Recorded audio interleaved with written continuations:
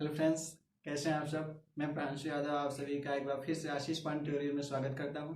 दोस्तों, हमने पिछली क्लासों में रिलेशन एंड फंक्शन के चैप्टर को फिनिश कर लिया। बहुत ही प्रकार से हम लोगों ने देखा कितने प्रकार के संबंध होते हैं, सबका डिस्कस कर लिया हमने, उसकी प्रैक्टिस सेट भी कर लिया। आज की क्लास में हम सीखेंगे एक अवयव, जो कि एनसीईआरटी क्लास 12 के चैप्टर नंबर 3 है। तो आज हम अवयव पर डिस्कस करेंगे। तो दोस्तों, जल्दी से लिंक को एक बार शेयर कर दीजिए, फटाफट लोगों को जोड़ लीजिए। चलिए आइए शुरू करते हैं अवयव। तो दोस्तों, ये जो क्लास 12th के थर्ड वाला चैप्टर है आव्यूह। तो पहले समझ लेते हैं आव्यूह पढ़ने से पहले उसकी कैसे आव्यूह क्या होती है, कितने प्रकार की होती है, कैसे बनती है, कैसी उसकी समानता होती है, क्या क्या क्या उसके गुण होते हैं। इन सबको जानने से पहले आइए सीख लेते हैं कि आव्यूह का यूजेस क्या है, हम कैसे आव्यूह को यूज करेंगे, कहाँ कहाँ इसकी यूजेस हैं, पहले इस पर विचार कर लेते हैं। तो आइए फ्रेंड्स देखते हैं यूजेस ऑफ मैट्रिक्स।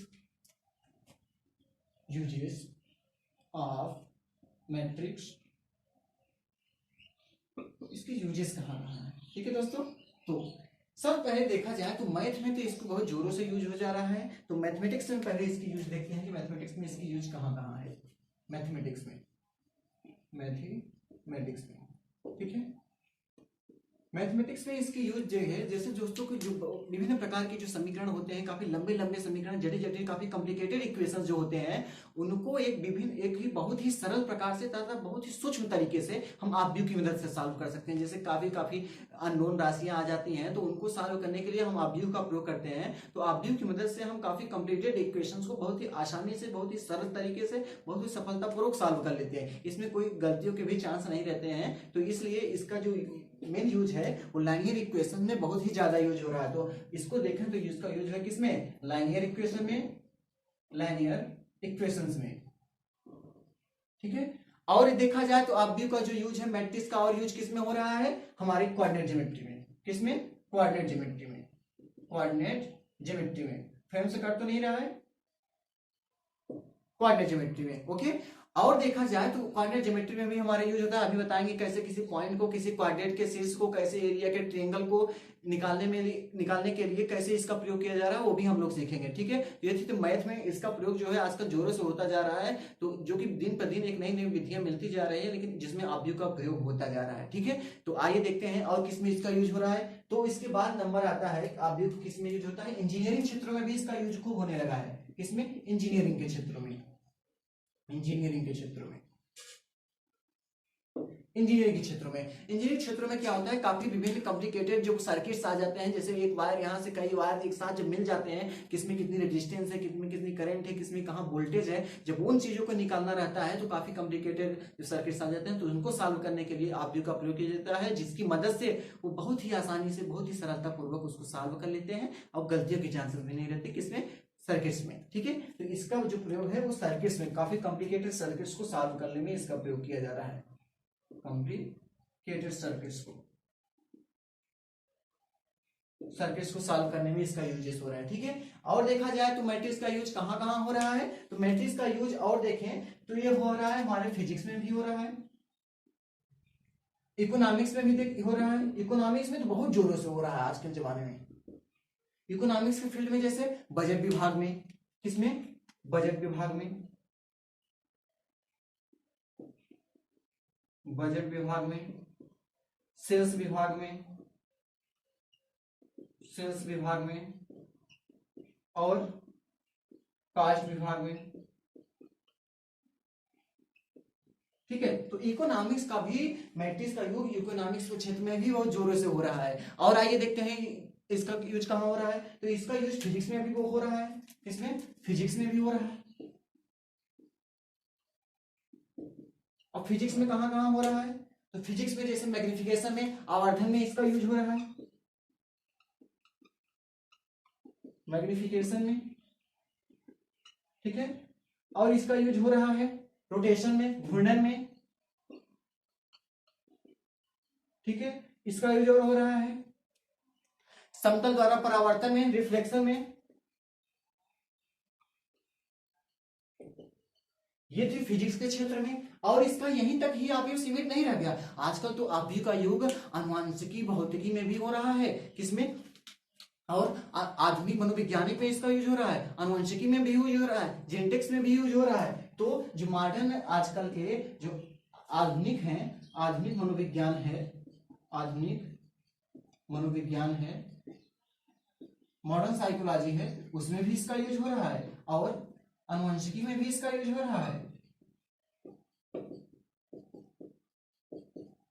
अनुवंशिकी में भी इसका यूज हो रहा है। तो इस प्रकार से हम देख सकते हैं कि मैट्रिक्स हमारे लिए बहुत ही आजकल उपयोग होता जा रहा है, दिन पे दिन इसकी जो उपयोगिता हो बढ़ती ही जा रही है। तो जो अब आप व्यू इतना इंपॉर्टेंट है, तो आइए सीख ही ना लिया जाए कि आप व्यू क्या होता है, कैसे होता है, कैसे बनता है, क्या क्या उसके सिद्धांत रहते हैं, उसके क्या क्या गुण होते हैं, कैसे आप व्यू को जोड़ा जाता है, कैसे आप व्यू को घटाया जाता है, कैसे आप व्यू से हम अपना काम निकालेंगे। जैसे समीकरण को सॉल्व करना हमने बताया, तो कैसे आप व्यू कैसे समीकरण को आप व्यू विधि से सॉल्व करेंगे, इन सब चीजों की हम डिटेल डिस्कस करेंगे। बस एक सिस्टमेटिक ढंग से शुरू करते हैं, आइए बने रहिएगा हमारे साथ, देखते हैं। तो इसको आप नोट कीजिए, आइए शुरू करते हैं कि आप व्यू की बेसिक चीजें जानकारी शुरू करते हैं। आप इसको नोट कीजिए एक बार, फिर आगे चलते हैं हम, ठीक है।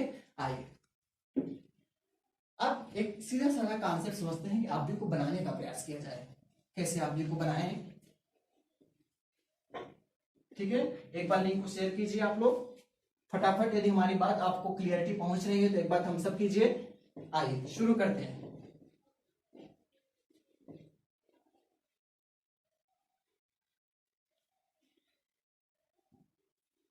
आगे मैट्रिक्स,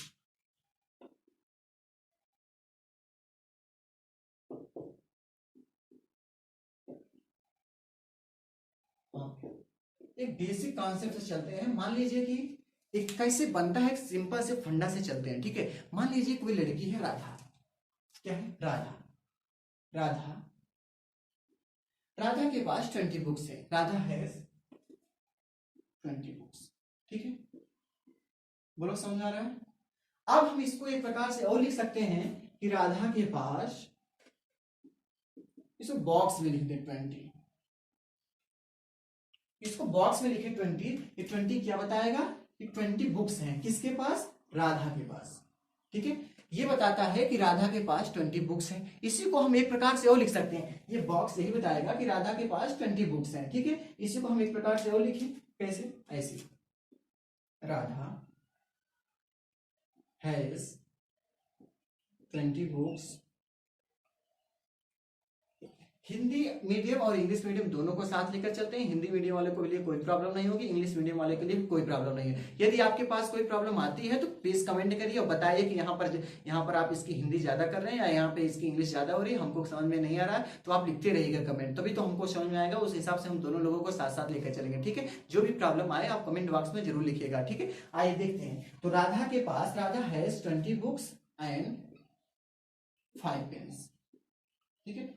हमने क्या लिखा कि राधा के पास 20 बुक्स है, बुक्स कितनी है 20, और पेन्स कितनी है 5, ठीक है। तो 5 पेन्स है। इसको हम एक प्रकार से और लिख सकते हैं कि राधा इक्वल टू, फिर ये बॉक्स बनाए और 20 लिखा और फिर 5 लिखा, ठीक है। तो जो ये हमने बनाया बॉक्स, इसमें हमने दो चीजों को दिखाने का प्रयास किया। एक तो फर्स्ट चीज, ये क्या बताएगी, बुक्स, क्या बताएगी, बुक्स। और जो सेकेंड चीज है वो क्या, सेकेंड इसको एलिमेंट दिखाएंगे, फर्स्ट एलिमेंट सेकेंड एलिमेंट, ये तो बताएगी पेन्स। यहां तो ठीक ठीक है, राधा के पास 20 बुक्स हैं, 5 पेन्स है, हमने डिवाइड करना सीख लिया। मान लीजिए राधा की कोई दो फ्रेंड और आ जाए, कौन कौन, एक ज्योति और एक नेहा। मान लीजिए कोई दो फ्रेंड और आ जाए, इधर मैं लिखता हूं, ज्योति और नेहा, ठीक है।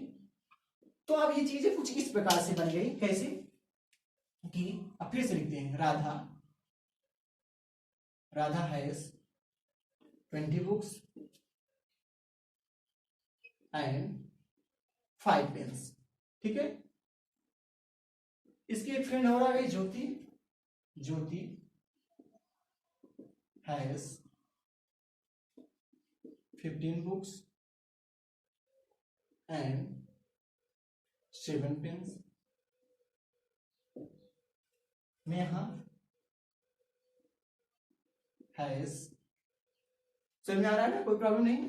Neha has 13 books and 6 pens, ठीक है। इसको हम एक सिस्टमेटिक ढंग से देखें तो एक प्रकार से और लिख सकते हैं, कैसे, ये है राधा राधा, और कौन है, ज्योति, और कौन है, नेहा। ठीक है, इसको हम मैट्रिक्स फॉर्म में ले जाने का प्रयास कर रहे हैं। तो इसके बाद हमने एक राधा है, एक ज्योति है, एक नेहा, फिर एक दूसरी चीज आई निकल करके, क्या, एक तो हमने भैया क्या लिया है, बुक्स लिए हैं, और क्या है, पेन्स है। ठीक है, तो दोनों चीजों को लिखते हैं, बुक्स और पेन्स। ठीक है, अब आइए देखिए किसके पास कितना है। तो हमने देखा कि राधा के पास कितने हैं, राधा के पास कितनी बुक थी, 20 बुक्स थी, और पेन्स कितनी थी, 5 पेन्स थी। तो हम लिखेंगे राधा के पास 20 बुक्स और 5 पेन्स। ठीक है, अब देखिए यहां पर ज्योति के पास कितनी है, ज्योति के पास हमने देखा 15 बुक्स हैं, और ज्योति के पास 7 पेन्स हैं। तो हम यहां मेंशन करेंगे कि ज्योति के पास 15 बुक्स और 7 पेन्स हैं। ठीक है, फिर नेहा के पास हम देखें तो नेहा के पास 13 बुक्स और 6 पेन्स हैं। यहां हम लिखेंगे 13 बुक्स और 6 पेन्स। ठीक है, अब ये बन गया हमारा ये। इसको हम एक प्रकार से मैट्रिक्स फॉर्म में अगर हम इसको बनाएं तो इस प्रकार को हम इसको ऐसे लिख सकते हैं। तो इसको अगर मैट्रिक्स में बनाएं तो हम इसको ऐसे बना सकते हैं, मैट्रिक्स। ठीक है, ये बन गया किस रूप में, मैट्रिक्स रूप में। ये है मैट्रिक्स, मैट्रिक्स फॉर्म, इसको कहेंगे मैट्रिक्स फॉर्म, आव्यूह रूप। ठीक है, हमने क्या किया, बुक राधा ज्योति नेहा तो एक साथ लिया, बुक्स पेन्स ये एक साथ ले लिया। अब जैसे हम पूछे एक एक लोगों का अगर मतलब निकाले तो क्या इसमें किसका मतलब क्या निकलेगा। जैसे अगर हम इसमें इसकी बात करें, जैसे ये 6 लिखा है, तो 6 का मतलब हम क्या समझेंगे, जो 6 लिखा गया है यहाँ पर उसको 6 का मतलब हम क्या समझेंगे। जैसे आव्यूह है तो आव्यूह में 6 का मतलब क्या है, जैसे ये इसकी मतलब क्या है, तो हम देखेंगे जो 6 है वो किसके सामने है, नेहा के सामने है, मतलब, और किसके नीचे है, पेन्स के नीचे, मतलब हम कहेंगे नेहा के पास 6 पेन्स है। जैसे 5 का मतलब हम क्या समझेंगे, 5 का मतलब ये हम समझेंगे कि राधा के पास 5 पेन्स है। 15 का मतलब क्या समझेंगे हम, कि ज्योति के पास 15 बुक है। ठीक है, ऐसे जिसका पूछेगा उसको हम समझते चले जाएंगे। अब इसी को एक फॉर्म में और हम कर सकते हैं। अगर इसको हम मेथड 1 मान ले तो एक मेथड 2 है, उसको देखते हैं कैसे डिनोट करते हैं। ठीक है, इधर हम इधर इसके हेल्प लेते हैं। इसी को 2 तरीके से कर सकते हैं। कैसे, इस प्रकार से, जैसे हम क्या करते हैं, बुक को एक साइड लिखते हैं, बुक और पेन्स को, किसी चीज को बदलते हैं हम, बुक्स और पेन्स को एक साथ लेते हैं। इधर ले लिया बुक्स हमने, फ्रेम से कट तो नहीं रहा है, और इधर लिया पेन्स हमने। ठीक है, अब ऊपर लिखा हमने राधा ज्योति और नेहा। ठीक है, अब जिसके सामने जितना है वो हम लिखने का प्रयास कर रहे हैं। हमने देखा कि बुक्स किसके किसके पास है, बुक्स राधा के पास कितनी है, ज्योति के पास कितनी है, नेहा के पास कितनी है, इसको देखते हैं। तो बुक्स जो है राधा के पास 20 और ज्योति के पास 15 और नेहा के पास 13। मतलब जो बुक्स जो है राधा के पास 20 है, इसके पास 15 है, और इसके पास कितनी है, 13। ठीक है, और पेन्स की बात करें तो राधा के पास 5 पेन्स, ज्योति के पास 7 पेन्स, और नेहा के पास 6 पेन्स है। तो 7 5 7 6 इतने ये पेन है। तो राधा के पास 5 पेन्स, इसके पास 7 पेन्स, और इसके पास कितने पेन, 6 पेन्स है। ठीक है, अब ये भी हमारा एक बन गया किस फॉर्म का, मैट्रिक्स रूप का। देखिए इसका मैट्रिक्स रूप का है ये। अब इन दोनों में अंतर है, इसमें क्या किया था, हमने नेम को पहले लिया था और बुक्स और पेन्स का एक साथ लिया था ऊपर, नीचे हमने क्या लिया, बुक्स और पेन्स को इधर लिया और नेम्स को क्या लिया, ऊपर लिया। तो राधा ज्योति नेहा। इस प्रकार से हम देखते हैं कि जो मैट्रिक्स होता है, एक ही चीजों को, एक ही मैटर को 2 रूप में भी व्यक्त किया जा सकता है। जैसे कोई मैटर तो एक ही था कि राधा के पास ये भी बता रहा है कि 20 बुक्स है, इसमें भी बता रहा था कि राधा के पास 20 बुक्स है। मतलब मैटर जो ये बताएगा वही ये भी बताएगा, बशर्ते क्या है, दोनों को निरूपित करने का तरीका थोड़ा अलग अलग है। बोलो समझ में आया क्या, ये समझ आया तो एक बात हम सब करो, फिर आगे चलते हैं। ठीक है, आइए मजा आएगा। फिर अब क्या करते हैं, जानते हैं मैट्रिक्स को कैसे निरूपित किया जाएगा, उसका नाम कैसे रखेंगे, फिर रो क्या होता है, कॉलम क्या होता है, एक नई बात सीखेंगे। ठीक है, आइए इसको थोड़ा हम नोट कीजिए, इसको मिटाते हैं। ठीक है, आइए सीखते हैं।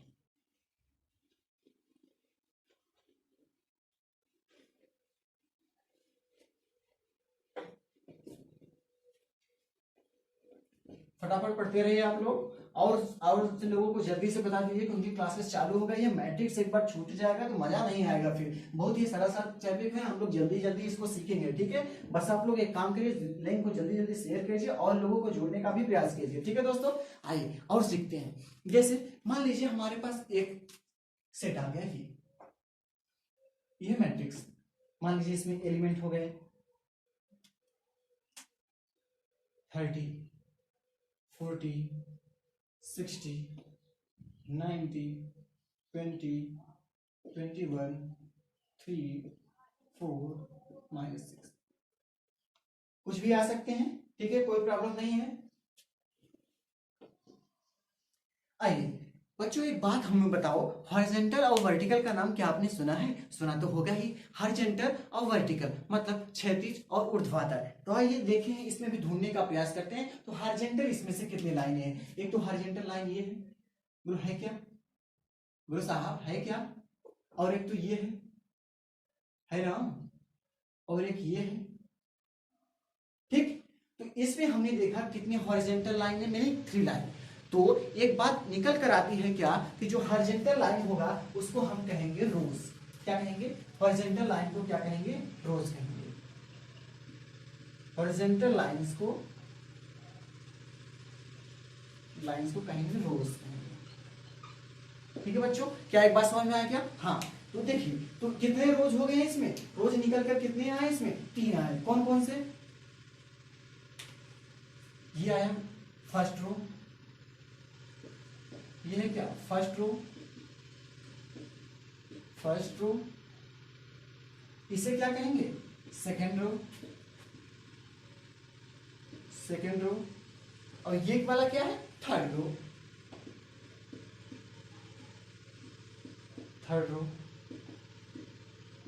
बात समझ में आई क्या? आई तो एक बात हम सब कर दो। हमने क्या कहा, जो हॉरिजॉन्टल लाइंस है उसे क्या कहेंगे? रोज कहेंगे। तो हमने देखा इसमें कितने हॉरिजॉन्टल लाइन थे, 1 2 3। तो हमने लिख दिया फर्स्ट रो, फर्स्ट वाले हॉरिजॉन्टल लाइन को, सेकंड वाली लाइन को सेकंड रो, थर्ड वाली लाइन को थर्ड रो। ठीक है, अब बात आती है वर्टिकल लाइंस को, फिर क्या कहेंगे? बात क्या आई, वर्टिकल लाइंस भी तो होंगे इसमें। तो वर्टिकल लाइंस को क्या कहेंगे? वर्टिकल लाइंस को हम कहेंगे कॉलम। ठीक, तो रो और कॉलम, हॉरिजॉन्टल लाइंस को रो कहेंगे और वर्टिकल लाइंस को कॉलम कहेंगे। तो आइए इसमें ढूंढे कि इसमें वर्टिकल लाइंस कितने हैं। तो इसमें देखा हमने, ये है वर्टिकल लाइंस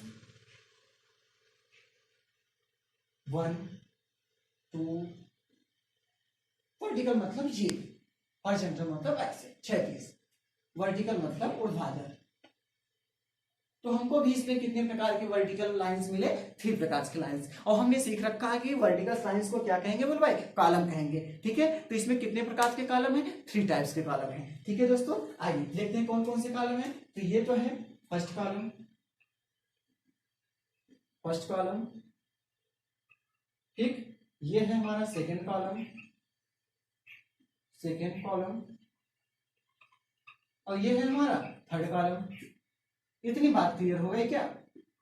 थर्ड कॉलम, ठीक है, इतनी बात समझ आई। हमने क्या सीखा इसमें, कि सीखा कि जो हॉरिजॉन्टल लाइन है उसे रो कहेंगे, जो वर्टिकल लाइन है उसे कॉलम कहेंगे। ओके, तो हमने देखा कि जो हॉरिजॉन्टल लाइन थे उसे हमने, जो फर्स्ट वाली हॉरिजॉन्टल लाइन थी उसे हमने कहा फर्स्ट रो, जो सेकंड हॉरिजॉन्टल लाइन थी सेकंड रो, जो थर्ड हॉरिजॉन्टल लाइन थी थर्ड रो। जो वर्टिकल लाइन से हमारी उसे फर्स्ट कॉलम, जो सेकंड है उसे सेकंड कॉलम, जो थर्ड है उसे थर्ड कॉलम। इतनी बात समझ में आई क्या?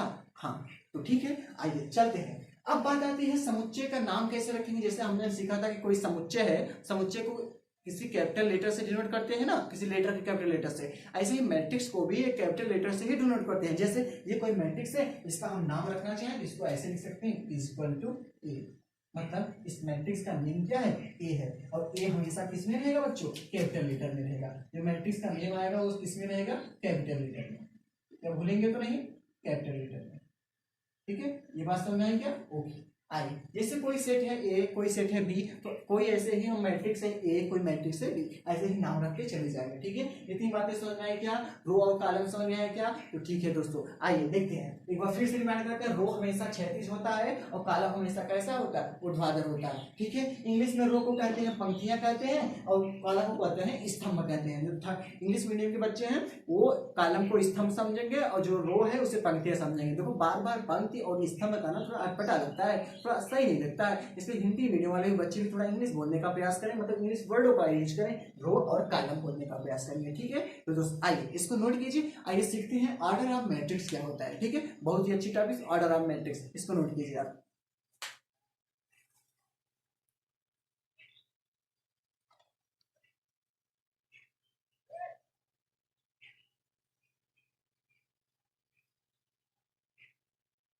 हो गया क्या? आइए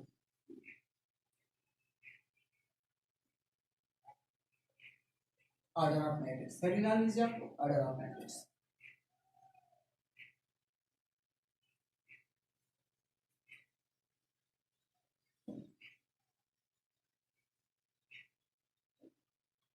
ऑर्डर ऑफ मैट्रिक्स,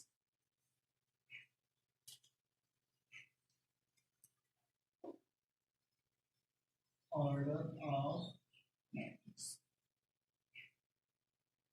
इसे दोस्तों ऑर्डर ऑफ मैट्रिक्स आव्यूह की कोट क्या आप डिस्कस कर लेते हैं। आव्यूह की कोट क्या होता है? थोड़ा सा टेक्निकल प्रॉब्लम आ गई थी। तो आव्यूह की कोट ये होती है, जैसे हमने सीखा कि किसी रो में, हमने सीखा कि किसी मैट्रिक्स में एक रो होता है, एक कॉलम होता है। ठीक है, तो नंबर ऑफ रो और नंबर ऑफ कॉलम हमने देख लिया। तो क्या करते हैं, रो और कॉलम को एक साथ लाए, तो रो बाई कॉलम, रो और कॉलम के क्रॉस को अगर देखते करें कितने रो है और कितने कॉलम है, ये जो चीजें बताती है आप इसे कोड कहते हैं। क्या समझ में नहीं आया? आइए समझने का प्रयास करते हैं फिर से। जैसे हमने कहा यदि किसी आव्यूह में, यदि किसी मैट्रिक्स में, आव्यूह में, मैट्रिक्स में यम रोज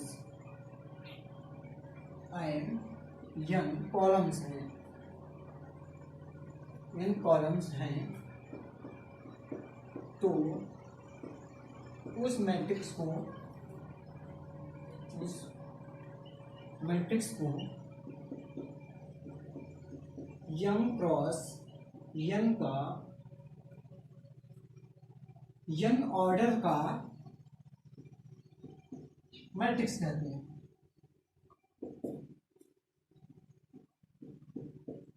ठीक है दोस्तों, हमने क्या कहा, यदि कोई आव्यूह है उसमें यम रो है और यम कॉलम है, तो उसके रो और कॉलम को एक साथ व्यक्त करें तो उसे कहते हैं ऑर्डर। तो ऑर्डर क्या होगा मैट्रिक्स का? जैसे उसमें कितने नंबर ऑफ रो कितने हैं, नंबर ऑफ रोज कितने हैं, ये यम, और नंबर ऑफ कॉलम्स कितने हैं, यम। इन दोनों का अगर इंटू कर लें, मतलब यम क्रॉस यन के फॉर्म में चेंज करें, यम क्रॉस यन के फॉर्म में चेंज करें, तो इस यम फ्रॉम यन क्रॉस यन को क्या कहते हैं? ऑर्डर ऑफ मैट्रिक्स कहते हैं। क्या कहते हैं? ऑर्डर ऑफ मैट्रिक्स कहते हैं। ठीक है दोस्तों, आइए देखते हैं इसको फिर से। ऑर्डर ऑफ मैट्रिक्स का थोड़ा और डिटेल से समझाने का प्रयास करते हैं। ऑर्डर ऑफ मैट्रिक्स, जैसे कोई हम एक सेट, कोई हम लेते हैं मैट्रिक्स का एग्जांपल लेते हैं। जैसे मान लीजिए हमने लिया मैट्रिक्स ए, एक मैट्रिक्स लिया ए, उसमें है एलिमेंट है 2 3 4 6 9 8 3 एंड 4, 2 -1 -6 और -7। ठीक है, ये है हमारा, कोई हमने लिया आव्यूह का एक उदाहरण लिया। अब इसमें हम दिखाएंगे कि कितने इसकी रो है, कितनी इसकी कॉलम है, इसकी ऑर्डर किससे बताएंगे। तो हमने बताया कि ऑर्डर क्या होता है, किसी मैट्रिक्स का ऑर्डर हमने सीखा कि ऑर्डर साफ होता है, ऑर्डर ये होता है यम क्रॉस यन, मतलब कितने रो हैं और कितने कॉलम्स हैं, इन दोनों को कहते हैं ऑर्डर ऑफ मैट्रिक्स। ठीक है, इन दोनों को अगर क्लास फॉर्म में इसे बाई पढ़ा जाता है तो यम बाई यन के रूप में अगर इसको व्यक्त करें तो होता है ऑर्डर ऑफ मैट्रिक्स, मतलब आव्यूह की कोटि। ठीक है, कोई प्रॉब्लम है क्या इसमें? नहीं। आइए जैसे इसमें देखते हैं कितने ऑर्डर है, कितने रो है इसमें, 1, फिर कितना है 2, फिर कितना है 3, इसमें कितने रो हो गए साहब? 3 हो गए, इसको कहेंगे 3 इंटू यन कितना है इसमें, तो यन है इसमें, देखिए आइए काउंटिंग करते हैं यन कितने हैं इसमें। तो हमने देखा इसमें फर्स्ट कॉलम है, first column, second column, third column और फोर्थ कॉलम। तो कितने कॉलम मिलकर आए हमको 1 2 3 4 आए, तो 4 आए तो इसको कैसे लिखेंगे 3/4। ये 3/4 क्या है साहब, इसका ऑर्डर है। इतनी बात कोई क्लियर है क्या?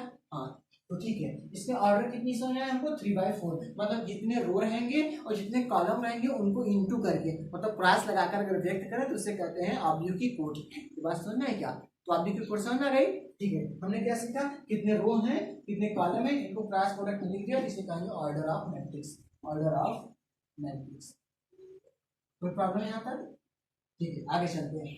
अब बात आती है अगर यम क्रॉस एन को इंटू ही कर लें, मतलब यम एन अगर इसको इंटू करेंगे, ये इंटू करेंगे तो यम एन आएगा, तो यम एन बताएगा total number of elements in a matrix, मतलब इस अवयव में टोटल कितने अवयव हैं ये बताएगा इसमें, मतलब यम एन कर लिए तो क्या बताएगा, अवयव की कुल संख्या,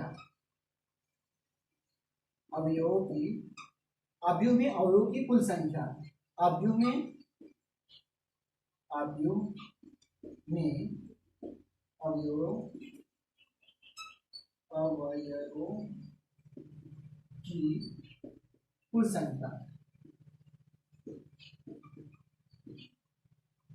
ठीक है, तो यमन क्या बताएगा, अवयव में अवयव की कुल संख्या। तो साहब पहले वाले अवयव में अवयव की कुल संख्या कितनी है, तो हम यहाँ से निकालेंगे 3 × 4 = क्या आ जाएगा साहब, 12 आ जाएगा। 12 मतलब अवयव में कुल अवयव की संख्या कितनी है, 12 है। आइए चेक करें क्या 12 आती है कि नहीं आती है, तो देखिए इसमें 1 2 3 4 फिर 6 7 8 9 फिर 11 12 9 10 11 12 13 कितनी आ गई, थोड़ा मिस्टेक हो गया क्या, 1 2 3 4 5 6 7 8 9 10 11 12, तो कितने आ गए टोटल, 12 अवयव आ गए। इतनी बात क्लियर है क्या? तो हमने सीखा अगर यम एन को इंटू कर दोगे तो अवयव में अवयव की कुल संख्या आ जाएगी, और सिर्फ यम एन लिखोगे तो क्या आएगा, ऑर्डर ऑफ मैट्रिक्स व्यक्त करेगा। इतनी बात क्या आपको समझ में आई क्या? ठीक है दोस्तों, इसको नोट कीजिए। आइए हम आपको कुछ क्वेश्चन देते हैं, उसमें आपको बताना रहेगा, फटाफट बताना रहेगा कि इसमें अवयव की कितनी कोटि है, इसमें टोटल अवयव की कितनी संख्या है। ठीक है, नोट कीजिए इसको। आइए देखते हैं नेक्स्ट क्वेश्चन, एक बार इसकी स्क्रीनशॉट लीजिए। ठीक है, आइए अवयव की कोटि, इसको आपको बताना है, मैं क्वेश्चन लिखता हूं, ठीक है, अब फटाफट बताते जाएंगे।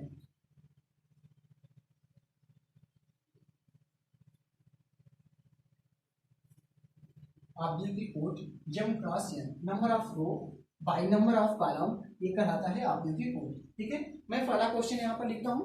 First question is this 3 2 8 7। ठीक है, ये फर्स्ट क्वेश्चन है। सेकंड क्वेश्चन है 9 8 7 6। Third question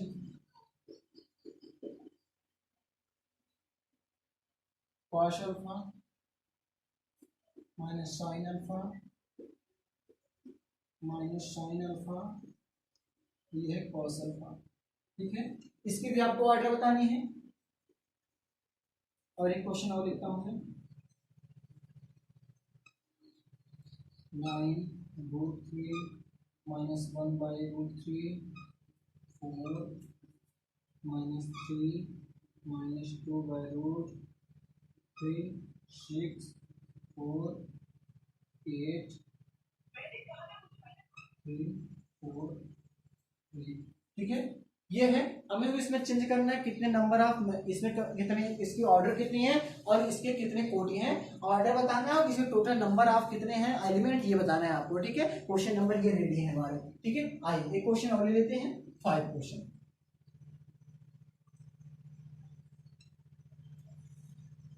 3 2 6 8 9 7 3 2।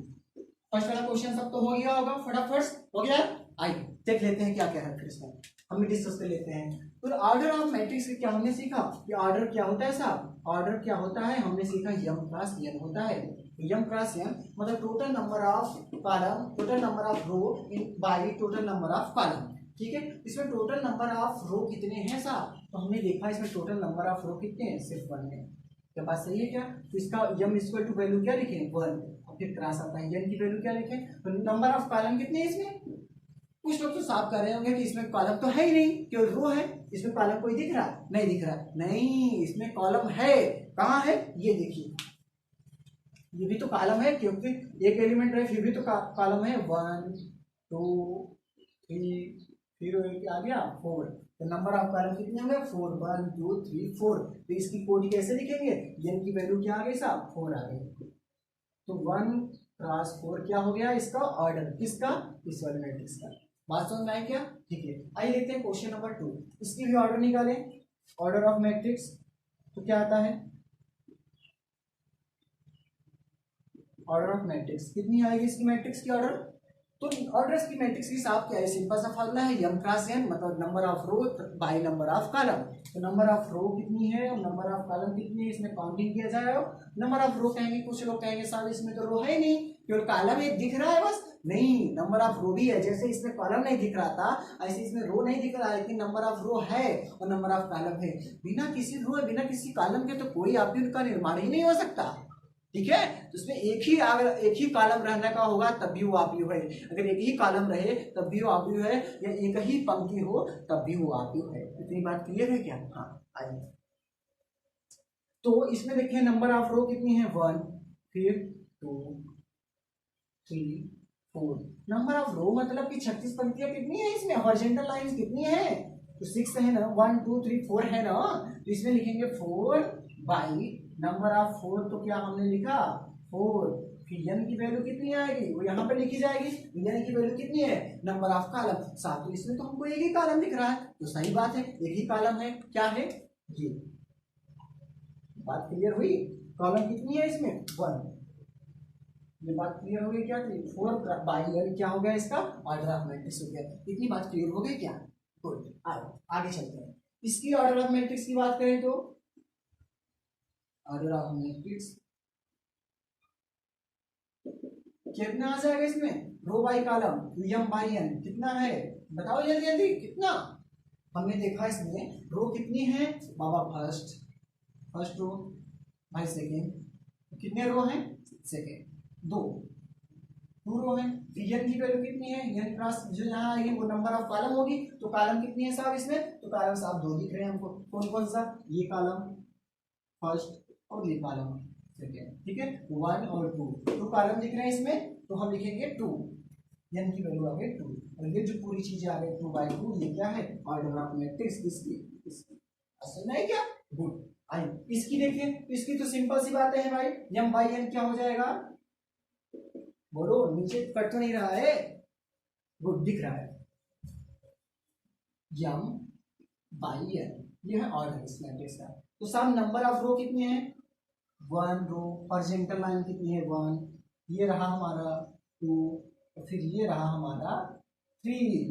तो कितने हॉरिजॉन्टल लाइन है 1 2 3, इसका m की वैल्यू कितनी आ गई 3, फिर n की वैल्यू कितनी आ गई, मतलब number of column, number of column मतलब वर्टिकल लाइंस कितनी है इसमें 1 2 3 4, ठीक है ना 1 2 3 4। तो 4 क्या हो गया इसका कॉलम हो गए, तो n की वैल्यू कितनी आ गई 4 साहब आ गई। तो इसमें m क्रॉस n की वैल्यू क्या आ गई 4। तो हमने सीखा कि 3 बाई 4 क्या है, ये m बाई n है, m बाई n क्या है इसका ऑर्डर है। इतनी बात क्लियर क्या, इसमें आइए देखते हैं, इसमें भी ऑर्डर ऑफ मैट्रिक्स क्या है, बिल्कुल सिंपल है फंडा। आइए order of matrix, order of matrix m by n, तो m बाई n की वैल्यू साहब कितनी आएगी इसमें, m मतलब होता है नंबर ऑफ रो, n मतलब नंबर ऑफ कॉलम। तो नंबर ऑफ रो कितने हैं, मतलब 36 पंक्तियां इसमें कितनी है, तो साहब 1, ये तो 1 हो गई, ये साहब 2, 1 और 2। नंबर ऑफ रो कितनी है 2, नंबर ऑफ कॉलम कितनी है ऊर्ध्वाधर पंक्तियां साहब, वर्टिकल लाइंस कितनी है, वर्टिकल लाइंस हमने देखा है 1, ये है और ये, तो कितने हो गए 1 2 3 4 लिख दिया हमने 4, ठीक है। तो हमने पाया m बाई n की वैल्यू क्या आ गई 2 बाई 4, ठीक है। ये है इसका ऑर्डर ऑफ मैट्रिक्स, इसका, ठीक है। ये बात कभी यही सीमित नहीं हो जाती है। अब बात आती है साहब हमने तो 2 चीजें सीखने का प्रयास किया था, पहला क्या आव्यूह की कोड कितनी है, आव्यूह की ऑर्डर कितनी है, दूसरी चीज आव्यूह में टोटल अवयवों की संख्या कितनी है। अगर हमको ये नहीं पता हो, सिर्फ पता हो किसी मैट्रिक्स की ऑर्डर पता हो, जैसे कोई 2 बाई 3 मैट्रिक्स है उसमें टोटल अवयव कितने हो, तो ये चीजें हमने सिखाया था कि m बाई n अगर आव्यूह की मैट्रिक्स है, यदि उसकी कोटि है तो टोटल नंबर ऑफ एलिमेंट क्या होगा m n, मतलब उस दोनों को गुणा कर दो, बस सिंपल सी बात है। आइए गुणा करके देख लेते हैं, जैसे 1/4, 1 × 4 है ना, इसको 1/4 होता है 4, तो 4 क्या हो गया, इसके टोटल एलिमेंट हो गए, टोटल एलिमेंट कितने काउंटिंग करें 1 2 3 4, बात सही है बिल्कुल। इसके देखें 4 × 1 है, 4 आ गया, इसलिए क्या गया टोटल एलिमेंट आ गया, कितना है 1 2 3 4, बिल्कुल क्लियर है। इसका भी देखें 2 2 4, 4 एलिमेंट है क्या इसमें, 1 2 3 4, ये भी बात बिल्कुल क्या है सही है। इसमें भी देखो 3 4 जा 12 आता है, क्या बात सही है क्या, इसमें 12 एलिमेंट है क्या, आओ काउंटिंग करें 1 2 3 4 5 6 7 8 9 10 11 12, ये बात बिल्कुल क्या सही, ठीक है। और इसमें भी देख लेते हैं 3 2 4 जा 8, मतलब 8 क्या है total number of element, total number of elements in the matrix, ठीक है साहब। मतलब इस आव्यूह में पूरे अवयवों की संख्या कितनी है, तो हमने सीखा 8। आइए देखें 4 है कि नहीं, तो 1 2 3 4 5 6 7 8, ये बात बिल्कुल है सही। ये चीजें हमारी टोटल नंबर ऑफ एलिमेंट पूरे अवयवों की संख्या किसी आव्यूह में, और आव्यूह की कोड क्या होती थी ये तो हमने सीख लिया, ठीक है। अब आइए सीखते हैं किसी आव्यूह का जनरल फॉर्म कैसे बनाते हैं, वो सीखेंगे, इसको पहले आप नोट कीजिए, ठीक है।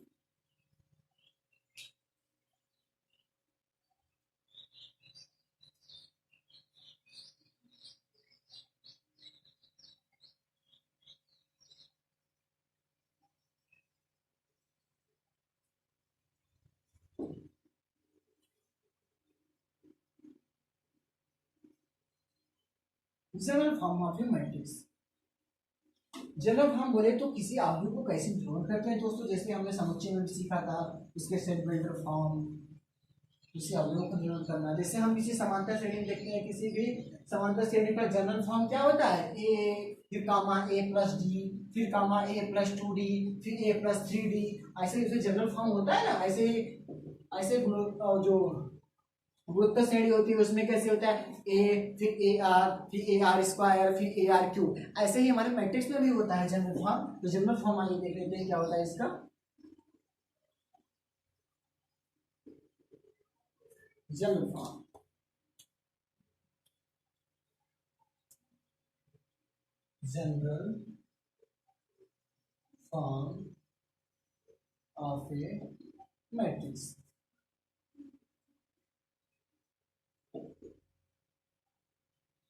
ठीक है, general form of A matrix.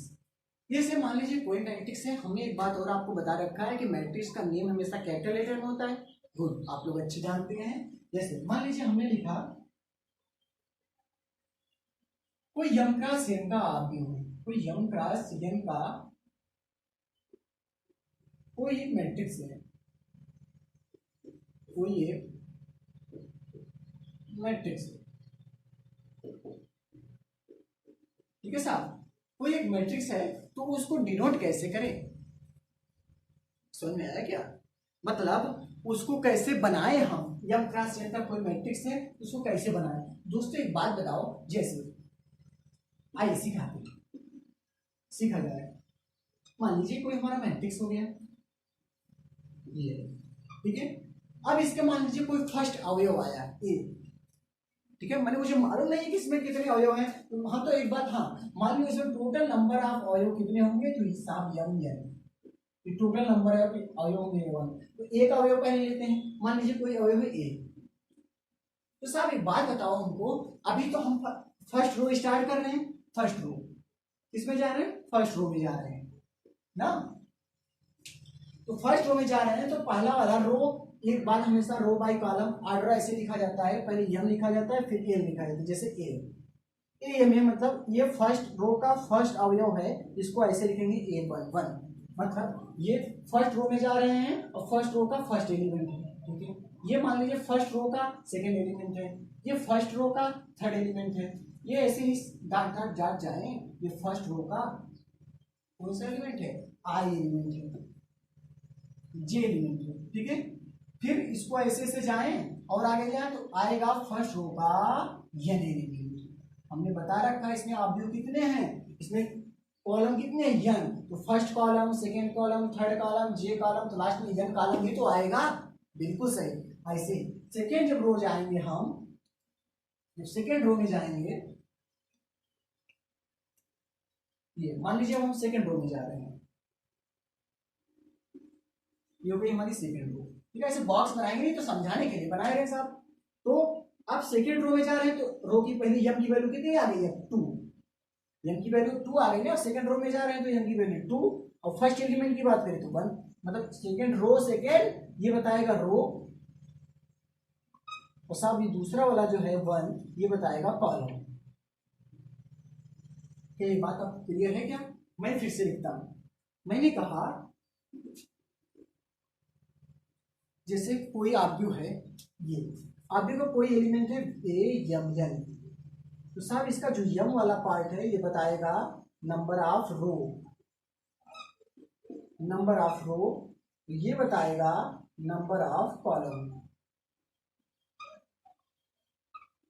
इतनी बात क्लियर है क्या? नंबर ऑफ कॉलम मतलब जैसे इसका एक एग्जांपल लेते हैं हम, A11, इसका मतलब बताएगा फर्स्ट रो का फर्स्ट एलिमेंट, फर्स्ट रो का फर्स्ट कॉलम या फर्स्ट एलिमेंट। ठीक है, इतनी बात क्लियर है क्या? आइए सीखा जाए इसी को। हमने यहां पर लिखा सेकेंड रो का फर्स्ट एलिमेंट फर्स्ट कॉलम, फिर यहाँ लिखा सेकेंड एलिमेंट का सेकेंड एलिमेंट, सेकेंड रो का सेकेंड एलिमेंट, सेकेंड रो का थर्ड एलिमेंट, ऐसे